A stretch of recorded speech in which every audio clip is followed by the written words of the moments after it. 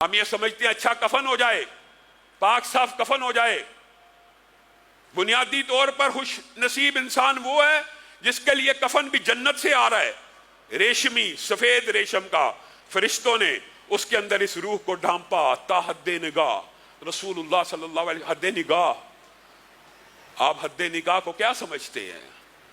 آپ سر اٹھائیے، ارب ہارب نوری سال کے فاصلے کے اوپر بھی جو ستارہ ہے آپ کی نظر وہاں پہ پہنچ جاتی ہے۔ حد نگاہ فرشتے استقبال کے لیے بیٹھے ہوئے ہیں اس ایک روح کے لیے، اور آگے بڑھ کر اس کو خوشخبریاں سناتے ہیں، سلام پیش کرتے ہیں، اور ایک دوسرے سے منتقل کرتے ہوئے یہ خرب ہا خرب نوری سال کا فاصلہ اس تیز رفتاری سے طے کرتے ہیں کہ فرشتے اس روح کو لے کے پہلے آسمان تک پہنچ جاتے ہیں۔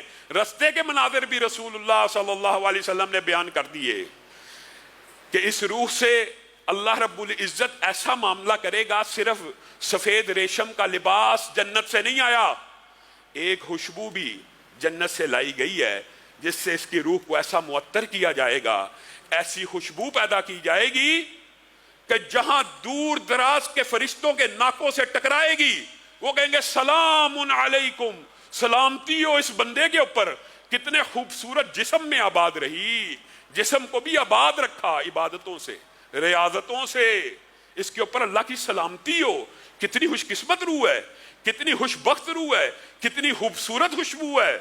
پہلے آسمان کے دروازے کھل گئے، سعد بن معاذ کے لیے بھی سارے دروازے کھلے تھے، اللہ تعالیٰ ہمارے لیے بھی آسمان کے دروازوں کو کھولے۔ پھر پہلے آسمان کے فرشتے استقبال کرتے ہوئے لے کے چلے کہاں تک؟ دوسرے آسمان تک۔ پروٹوکول ہے، ایک مومن کی روح کا پروٹوکول ہے کہ فرشتے قطار اندر قطار اس کا استقبال بھی کر رہے ہیں، ایک آسمان سے لے کے دوسرے آسمان تک پروٹوکول بھی دے رہے ہیں، اور رسول اللہ صلی اللہ علیہ وسلم نے آپ کو سمجھایا ہے۔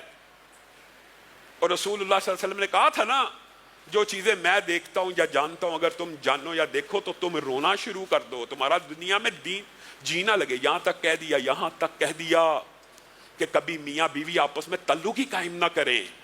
آگے کیا کیا مناظر پیش آنے ہیں، کیا کیا مشکلات اور کیا کیا آسانیاں اگر تمہیں پتہ چل جائے تو تم ہر وقت یا ان نعمتوں کے حصول کے لیے ریاضتوں میں پڑے رہو یا ان عذابوں سے بچنے کے غم اور دکھ اور خوف میں مبتلا رہو، کوئی خوشی انجوائے نہ کر سکو۔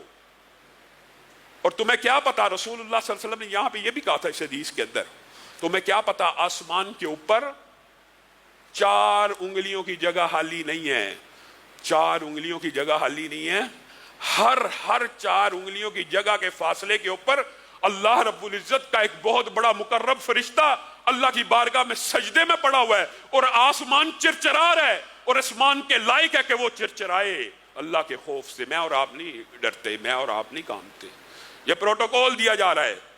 7ویں آسمان تک، عرش عظیم تک، وہ خرب ہا خرب نوری سال کا فاصلہ چند سیکنڈ میں روح نے طے کیا، ان کتاب الابرار لفی علیین، اللہ کی طرف سے خوشخبری اور اللہ کی طرف سے اعلان ہوا اس روح کو علیین میں رکھ دیا جائے، اس کا مقام اور ٹھکانہ اس کو علیین میں دکھا دیا جائے، اور دیگر روایات کو ملایا جائے تو یہ پتہ چلتا ہے اس روح کو وہاں پہ موجود علیین میں پہلے سے موجود جو ارواح ہیں وہ پہچان جائیں گی۔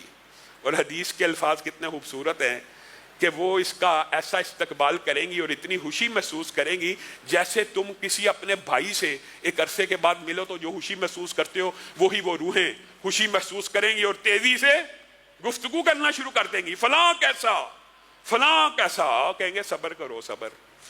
دنیا کی تکلیفوں اور آزمائشوں سے آیا، اور شاید میرے دماغ میں کئی مرتبہ اس حدیث کو پڑھتے پڑھتے آتا ہے یہ جو اتنی تیز رفتار سفر ہے، وہ کہیں گے ذرا اس کو کچھ موقع تو دو سستانے کا، اس قدر تیز رفتار جو سفر ہوگا۔ پھر کہا جائے گا فلاں کا کیا بنا، وہ بندہ کہے گا، وہ روح کہے گی وہ بندہ تو فوت ہو گیا، بڑا نیک تھا، تمہارے پاس نہیں پہنچا، اوہو افسوس کریں گے ہمارا وہ بھائی شاید جہنم میں چلا گیا، سجین میں چلا گیا، واقعی فوت ہو گیا، ہم تک نہیں پہنچا، ہم تک نہیں پہنچا۔ پھر جب علیین میں درج کیا جائے گا دوبارہ برزخ کی ہی زندگی کے اندر، یہ عجیب مغالطہ جی، یہ جی حدیث میں آیا جی دوبارہ روح کو جسم میں ڈالا جائے گا جی دنیاوی زندگی، یہ سارے معاملات برزخی کے اندر ہے جو پہلے آپ کے سامنے بات رکھی ہے. کیا کیسے دوبارہ دنیا میں بھیجا جائے گا؟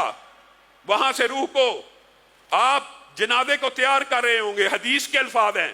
اور یہ زندگی برزخ کی کیوں ہے، دنیا کی کیوں نہیں ہے؟ حدیثیں اتنی واضح ہیں، یہ بھی بخاری شریف کی حدیث ہے کہ جس وقت آپ چارپائی کو اٹھا لیتے ہیں، چارپائی کو اٹھا لیا آپ نے، میں نے، سب نے دیکھا ہوا منظر، جس وقت، اور یہ ہمارا یقین ایمان عقیدے کا مسئلہ ہے، ہمیں اس حدیث کے اوپر یقین ہے، انکار حدیث والوں کو نہ ہو، برزخ کی زندگی کا انکار کرنے والوں کو نہ ہو، عذاب قبر کے منکروں کو نہ ہو.